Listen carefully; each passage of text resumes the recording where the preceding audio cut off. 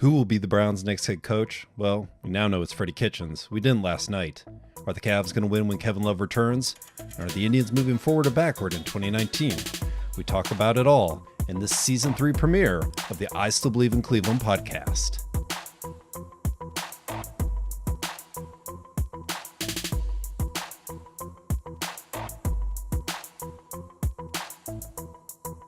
Hello and welcome to the I Still Believe in Cleveland podcast. I am your host, Ryan Sponseller. I've got a few friends with me this time around. We all grew up in the Canton area together, but all live in different places today. We still have a belief in Cleveland sports, and that's what keeps us together. Let's kick it off with a kid who went to Columbus and then Chicago and then made it back out to Cleveland, Eric Sonier. Hi, thanks for having me. Looking forward to be talking some Cleveland sports. Thank you, Eric. Next, we've got a Midwesterner that's been on the East Coast since college, from Delaware to New Jersey. Let's give it up for Drew Swallen. Thank you, Ryan. I'm feeling real dangerous about the season 3 of the I Still Believe in Cleveland podcast. Pleasure to be back. Okay, thank you, Drew. All right, let's kick it off with the top stories in Cleveland sports. Let's start with the Cleveland Browns. It's been a great end to the season. I think the team has exceeded all expectations. And one of the real shining lights is the AFC North is looking pretty weak, from Cincinnati to Pittsburgh to Baltimore. Baltimore just lost in the playoffs. Who do you guys think is going to be the biggest challenge in the AFC North come next season? You know, I I read something that it was from a fellow Browns fan, so there might be some bias here, but it said that the Bengals have become the new Browns. The Steelers are quickly on their way to becoming the new Bengals. The Ravens have become the new Ravens, and the Browns have become the new Steelers. And obviously, we're not there yet. But it is with great pleasure that I watch and then I read the headlines of all the infighting in the Steelers organization. This has been a long time coming for all of us Browns fans. This team has been dead and buried several times, and they always seem to come back stronger. So I can't rule them out yet. They still have Ben Roethlisberger. Until we see otherwise, they still have Antonio Brown. They still have one of the best offensive lines in the league. And their defense is spotty, but it can be very good when they have a good day. So until somebody, kills the king, I still think the Pittsburgh Steelers are who the team has to beat, who the Browns have to beat to establish themselves as the new king in the AFC North. Yeah, Eric, what do you think about the Steelers? You think that's the biggest challenge? Yeah, I definitely got to agree with Drew. As a friend, my friend Rick used to tell me, to be the man, you got to beat the man. Nice. And historically, that's been Pittsburgh. Now, obviously, that wasn't the case this year with Baltimore winning the division. But it was a half game. But like I said, historically, it's been Pittsburgh. They have a more talented roster than the Ravens. Watching the game last Sunday, I really don't think that the way that Lamar Jackson plays is really sustainable for a long, successful career unless he changes things up. And like Drew had said, Cincinnati's fallen by the wayside. They're getting old. I don't even know who's going to be their coach. I don't know who wants that job. So I'm not really concerned about them. Pittsburgh is aging as well, but they still have that talent. So gotta clear that last hurdle before we can be the team in the AFC North. Yeah, there could be a lot of turnover at the quarterback position within the AFC North. I don't know if Andy Dalton will return with the Bengals. He's shown that he can't win in the playoffs, and he's dealt with injuries at the end of this past season. I think that's going to be a blessing in disguise for Lamar Jackson to take over for Joe Flacco. I think Flacco, even though he's boring and he didn't have that great of a season, I just have more confidence that Lamar Jackson is going to run into injury issues and that he's going to have limitations that are going to hold the Ravens back as well. With the Steelers, who do you guys think? Do you think both Le'Veon Bell and Antonio Brown are going to be gone? It's tough on. I mean, Le'Veon Bell is absolutely gone. He's been gone since week 10. He will never set foot in that building again. And see you later. Happy that he is not on that team anymore, and that the Browns don't have to play him twice every year. Antonio Brown, I was reading, it's almost impossible for him to play anywhere else other than Pittsburgh next year. Even if they trade him, they're still talking about a $21 million cap hit. And again, that's if he's traded. If he's cut, I think it's almost the same amount. They can trade him after June 1st, and it's like $14 million this year in dead cap money and $7 million next year. It's a really ugly contract to try to move out from this year. So I do expect them to try to work that out, even as ugly as it looks right now. Yeah, I think it was a fake Adam Schefter account that reported that Tomlin was going to be gone. Tomlin's going to stay. I don't know if Harbaugh. It seems like Baltimore's going to be pretty steady with Harbaugh. I remember the rumor hearing that don't be surprised if the Browns trade for a head coach. That'd be something special to see. I don't think it could ever happen, a Baltimore trading away their coach to a in-division rival. That'd be something pretty crazy. But we'll see. I hope that we'll see if the Browns can have another great season against the AFC North.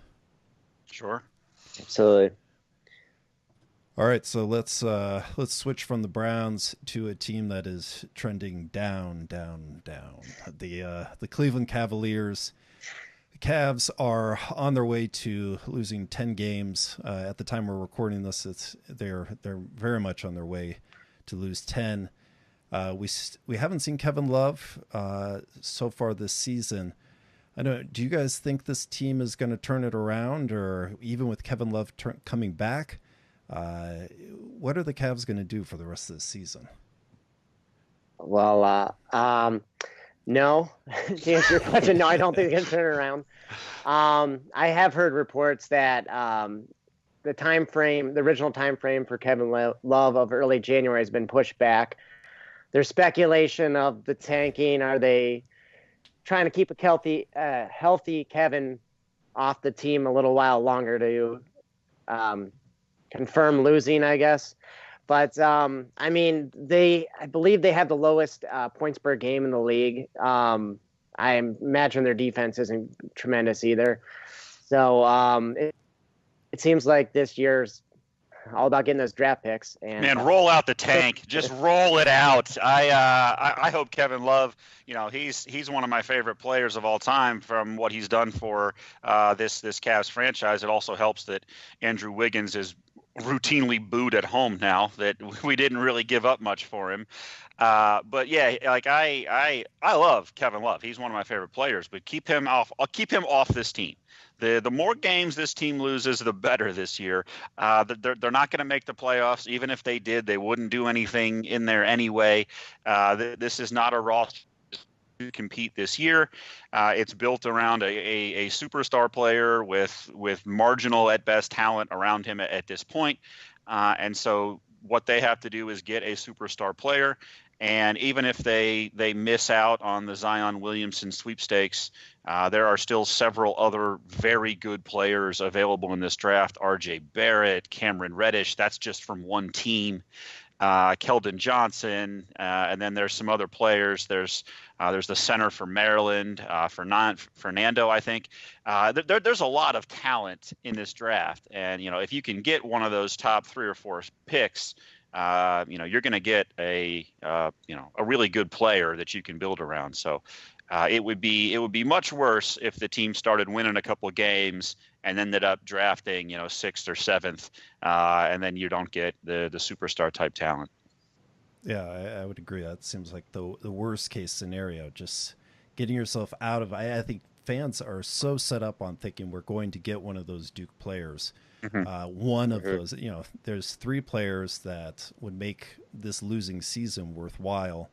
I think it does start to fall off, and especially the excitement level.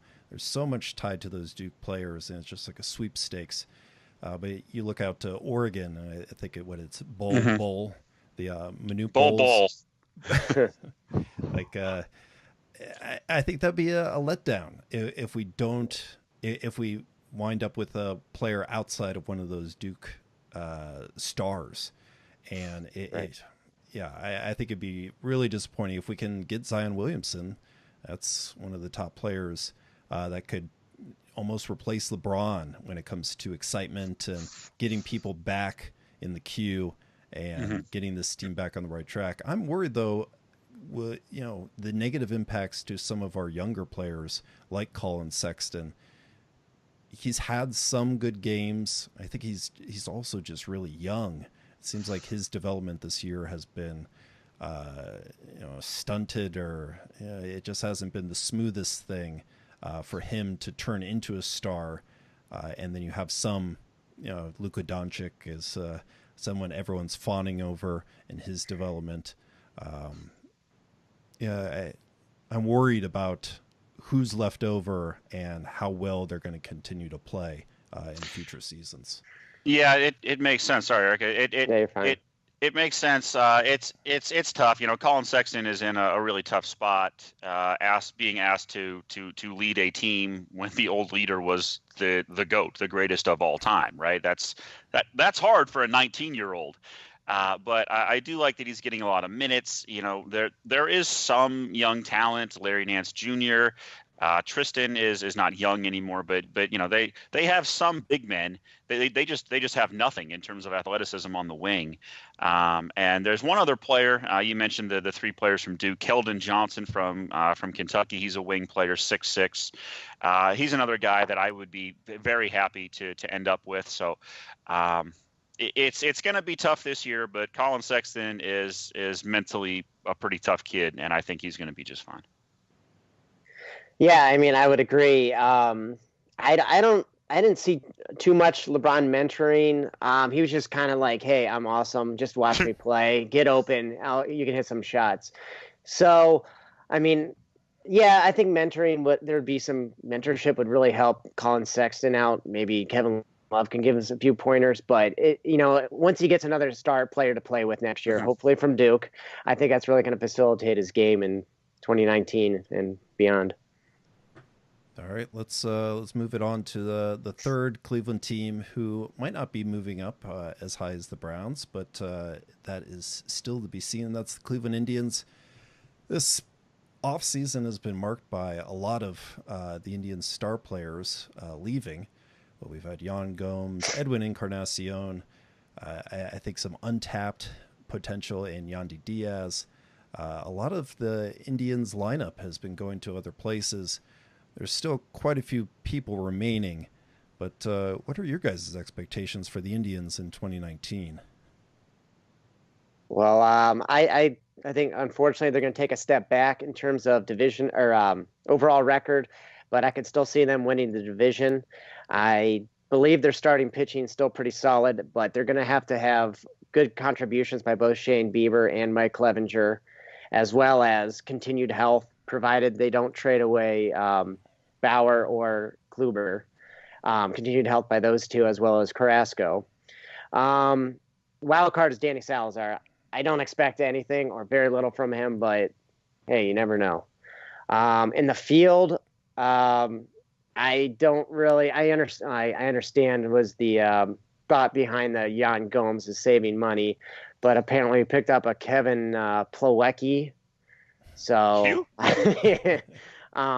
so that's another guy we have on our team, and infielders. Yeah, it seemed like the only major contribution was Jake Bowers.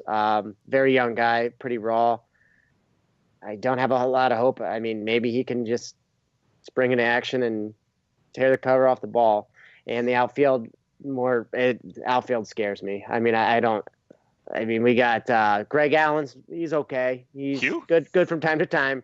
Bradley Zimmer gets hurt Greg every. Hugh? Bradley Zimmer gets hurt every fifth game, and I don't know anybody else in the outfield. So that scares me. The outfield is rough. It is a very poor positional group for that team, but the Cleveland Indians do have the benefit of playing in what is, in my opinion, the worst division in all of professional sports. There is nothing in the AL Central right now. The Tigers are, they might be a little better than they were.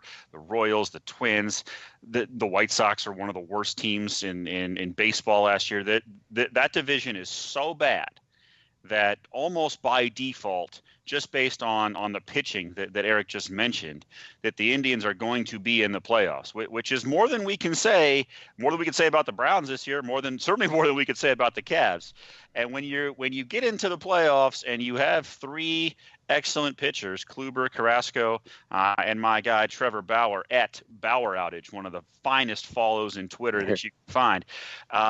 You've got a shot. You can win 3 games 2-1 and make some noise in the playoffs if you have 3 excellent pitchers, which they do. It's just going to be if we can somehow string together something from any position that is not the left side of the infield. It's shortstop and third base, and outside of that, there's nobody else on this team that will scare anybody. Yeah, it was a really tough playoff series. It just seemed like no one was hitting at all. Lindor was the only guy who showed up, the only bat that showed up. And I'm still worried. I think we lost some of the players. I think when the Indians lost to the Cubs in the World Series, I think there was a big hit to a lot of players' psyches. I don't know if one of those players... no, man, that 2007 Cleveland Indians team is the best Cleveland baseball team that they have had since I've been alive. And yes, that includes those excellent 90s Indians teams. That team was destined 22 wins in a row, or whatever it was, breaking the American League record, breaking the baseball record, I think, for pure wins in a row.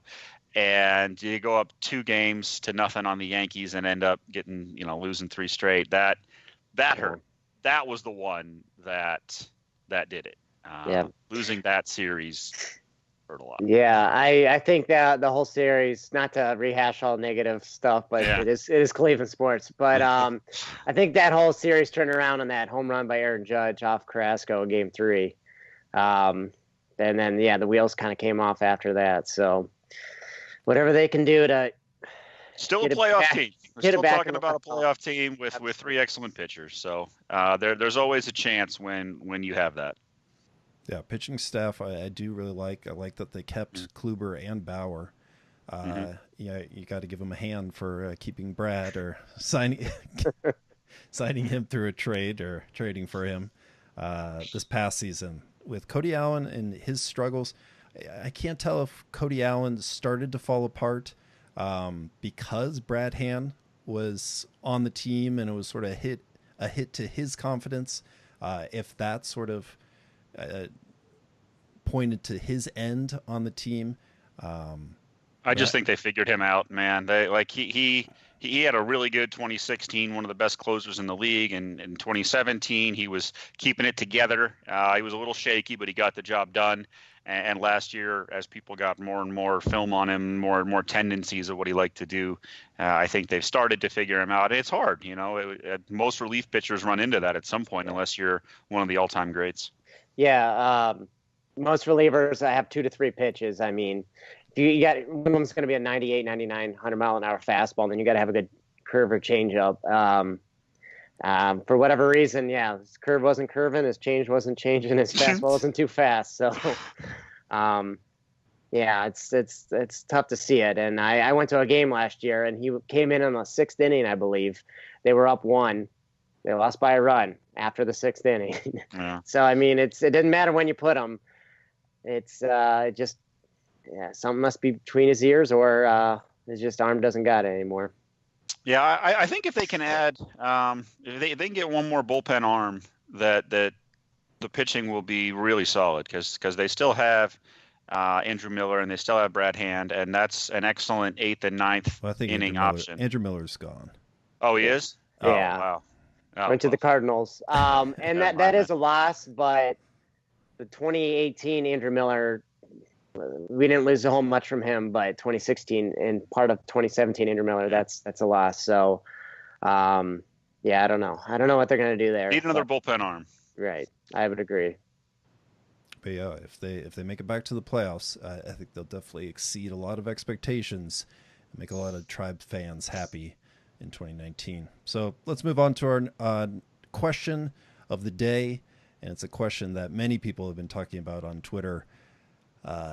Who is going to be the Browns' next head coach? John Dorsey has been conducting interviews with a number of coaches around the league. There's some coaches that have started being taken off the board. I know Josh McDaniels was taken off the board. A couple other guys. Who do you guys think is going to be the Browns coach in 2019? Drew, Well, let's start with you. yeah, absolutely. So, I mean, here's the list, right? So this is who the Browns have interviewed thus far: Greg Williams, who we all know, Kevin Stefanski. He was the offensive coordinator in Minnesota, who came in for the guy they fired, who was thought to be a candidate for some of the openings. John DeFilippo, another former Cleveland Brown. Jim Caldwell, Brian Flores, Dan Campbell, Matt Eberflus, and Freddie Kitchens, right? That's who they've interviewed. Who do I think they wanted to get all along? Lincoln Riley. But that wasn't meant to be, right? He used that overture to sign an extension, even bigger extension at Oklahoma. So he's not going anywhere. So I've heard that they have narrowed it down to essentially two choices, and they are bringing Kevin Stefanski back in for a second interview. And it is down to, from what I can tell, it is down to Stefanski or Freddie Kitchens. And, I'm honestly happy with either one. Freddie Kitchens did an excellent job, so I'd be happy to have him back. The only issue with that is Bruce Arians was hired in Tampa Bay, and he has taken all of those good Arizona coaches from a couple years back when they had, a pretty good squad. So I don't know who Freddie Kitchens can go out and get to help fill out his staff. So I'd be very much on board with Kevin Stefanski. He did an excellent job with Chase Daniels. He was the quarterback coach for the Vikings when he had his best year. So he's got some work with quarterbacks. He can develop quarterbacks. He can game plan an offense around the strengths of his players. And that's something that we've been missing for a very long time here. So I'd be very happy with him. So I'll say him because I think I know where Eric's going to go. So I'll say I'd be very happy with Kevin Stefanski if he is the guy. Well, when this process began and I heard a bunch of names getting floated out, nobody really stood out to say, man, we've got to hire Coach X or Coach Y. So if they had said Greg Williams and Freddie Kitchens, great. If it was Freddie Kitchens, great. Now hearing these lists, Mike McCarthy, Jim Caldwell, these guys, like I said, they don't really do anything for me. And I don't know how much more improved the team could be than if Freddie Kitchens remained as the head coach. I'd be intrigued by Dan Campbell, but at this point, I just really love what I saw with Freddie Kitchens and Baker Mayfield, their camaraderie.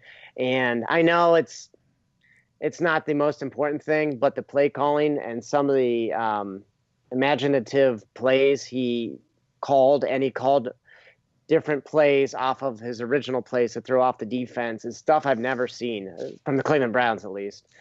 So,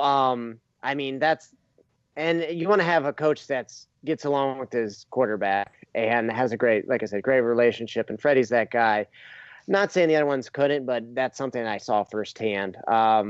So yeah, he would definitely be my vote getter. Would I be upset if they hired Dan Campbell? No. But I would be really intrigued to see who he would hire because he is primarily a special teams coach. So you got to have strong coordinators on both sides. And then you might fall into that pit of when you do have success, are they going to be poached by other teams? It's a good problem to have. I know we haven't had that in Cleveland in quite some time. Never. But yeah. So, I guess that's where I'd stand. Yeah, I don't know why Greg Williams is such a cold name. It seems like he's done something to make John Dorsey or make Cleveland media look in other directions. It's just not the sexy name. I'm not sure if you've heard he's had 7 head coaching offers where he didn't even have to show up. He would sign the contract. So maybe it had something to do with those other 7 openings that that he had in his hand, in his pocket, so to speak. That maybe that turned them off. He's a hot commodity. Then how could you go wrong? And you go with Greg Williams. Come on. Yeah. I don't know. It is definitely odd, but I mean, for whatever reason, if he's not the coach, that's fine. I think wherever he does coach the rest of his career, he's going to get a warm reception from Browns fans. Didn't take us to the playoffs, didn't win the Super Bowl, but I think he helped me forget about Hugh Jackson at least. Just competence, just just a sniff, a hint of competence at your job was so refreshing. And if this thing takes off in the next couple of years, you all know where it started. Yeah. Yeah, and one thing that we talked about off the air is the possibility of Freddie Kitchens actually going to another team. You wonder if they would actually retain Kitchens and if he would have a good setup. Let's see, there's another coach that's hired. He might not have the same control that he has over the offense this past season. I think that could be one of the worst outcomes, is to lose Kitchens and all that progress that the Browns have made. Yeah, absolutely. I mean, Freddie Kitchens is going to either be the head coach of the Cleveland Browns or he's going to coordinate an offense somewhere. He will be calling plays. It will be his offense wherever he ends up, and I think he's going to have his choice of where he wants to go. He can certainly follow Arians to Tampa Bay. They'd love to have him.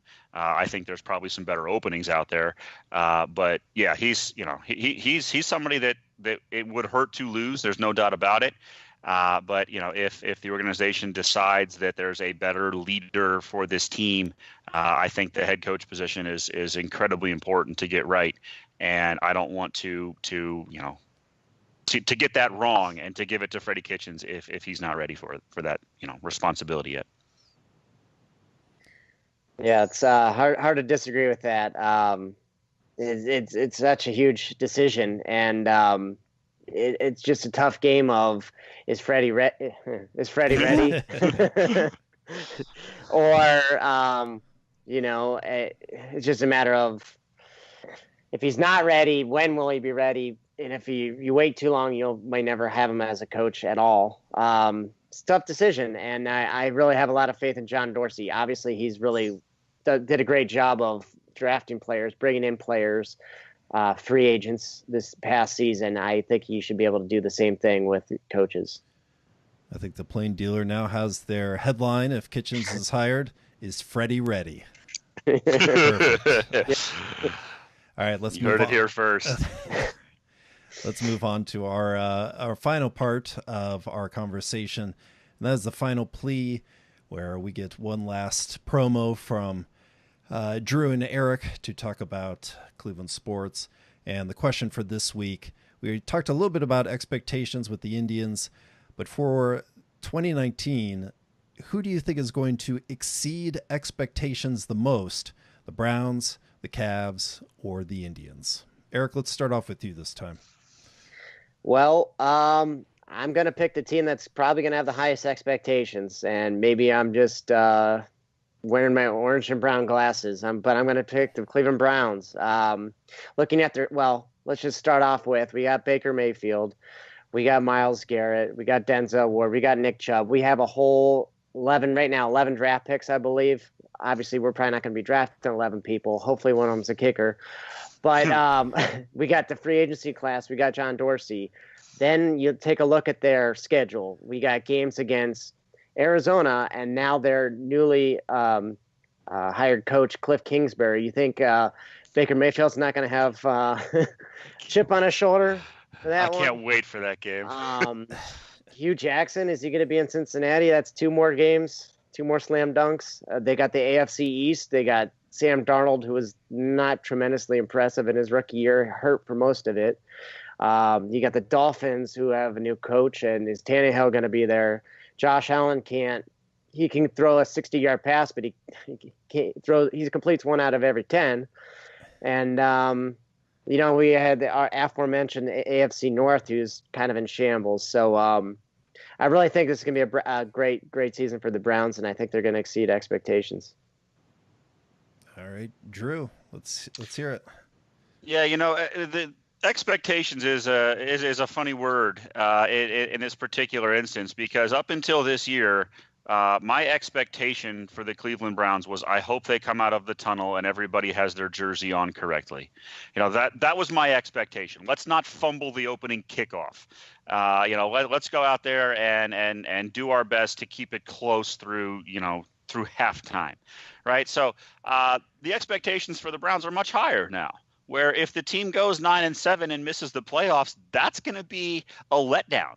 That is well below what the expectations for this team are. So I can't in good faith say the Browns, because expectations are way higher than they've ever been. So I'm going to say the Cleveland Cavaliers, because my expectations for this team are, go out there and attempt to compete, and maybe you get some of these young players a little more playing time. We talked about this a little bit. You get Colin Sexton a little more playing time. Larry Nance Jr. gets into the starting lineup, and he gets some more playing time. And you end the season as the worst team in basketball, and you draft Zion Williamson, and the whole world changes, and now all of a sudden you've got a squad. And if they can make that happen, if they can get one of those players that we mentioned, I think that that's going to be exceeding the expectations for the Cavs, which right now this is going to be a very bad team for a very long time. Well, hopefully we see all teams exceed expectations in 2019. But Eric, Drew, thanks for joining, and we'll talk to you guys soon. Go Browns. Thanks for having me.